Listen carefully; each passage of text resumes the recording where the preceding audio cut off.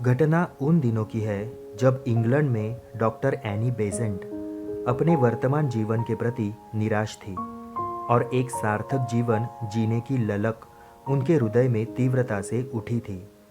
एक दिन अंधेरी रात्रि, सभी परिवारजन गहरी नींद में सोए हुए थे। केवल वही जाग रही थी और आत्मा की शांति के लिए इतनी बेचैन हो उठी कि इस जीवन से भाग जाने का ख्याल मन में लाकर सामने रखी जहर की शीशी लेने के लिए चुपके से उठी। लेकिन तभी किसी दिव्य शक्ति की आवाज ने उन्हें आगे बढ़ने से रोक दिया। क्यों जीवन से डर गई, सत्य की खोज कर। ये सुनकर वह चौंक गई। अरे, यह आवाज किसकी है?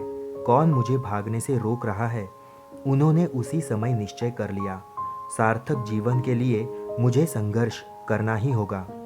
सत्य की खोज के लिए वे अपना परिवार, सुख संपत्ति आदि सब कुछ छोड़कर भारत आ गई।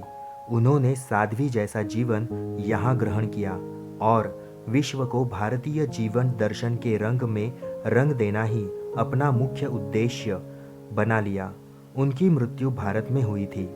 अंधकार से प्रकाश की ओर जाने के लिए भी मनुष्य को संघर्ष करना पड़ता है, जिसके दौरान वह अपनी शुद्ध चेतना से समर्पण भाव को जागृत कर जीवन लक्ष्य की प्राप्ति कर लेता है।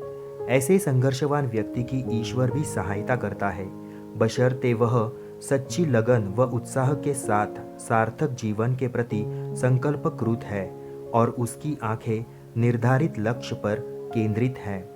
जीवन सहज नहीं है, एक संघर्ष है। कठिनाइयाँ एवं बाधाएं जीवन के अंग है। इनसे भयभीत होकर कर्तव्य पथ से पलायन कर देने का अर्थ होगा अपने जीवन मूल्य को नष्ट कर देना। सत्य तो यह है कि कठिनाइयों और दुखों पर विजय प्राप्त करके ही मानव ने इस भौतिक संसार का इतना ऊंचा विकास किया है। जब कड़वी दवाई के सेवन से रोग का निदान शीघ्र होता है, तब हम अपने जीवन लक्ष्य की सिद्धि में संघर्ष करने से क्यों कतराए। हेनरी फोर्ड का कथन ध्यान देने योग्य है। Obstacles are those frightful things you see when you take your eyes off your goal। Treta युग में श्री राम जी को 14 वर्ष का वनवास मिला था और फिर लंका पर विजय प्राप्त करने के पश्चात लौटने पर राजगद्दी मिलते ही उन्हें सीता जी के निष्कासन पर एकला जीवन लेना पड़ा था।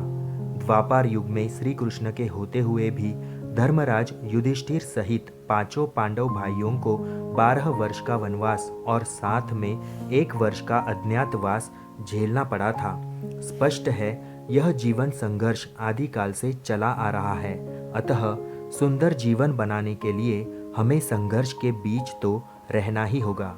बाधाओं को पार करते हुए आगे बढ़ना होगा और तभी हम अपने जीवन उद्देश्य की पूर्ति कर पाएंगे। धन्यवाद।